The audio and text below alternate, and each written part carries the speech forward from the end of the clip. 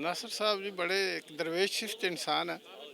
अल्लाह ताला उनको, पहली बात तो है कि अल्लाह ताला उनको सेहत दे और ज़िंदगी दे और वो कंटिन्यू ये काम करते रहें। सही है। तो मैं तो उनका हर साल ही ये सिस्टम जो देख के तो बड़ा मुतासर होता हूँ कि इतना बड़ा सेटअप बनाना और रफ़ाए आमा के हिसाब से बनाना, ये बहुत बड़ी मेहनत और स्ट्रगल की ज़रूरत है इसमें।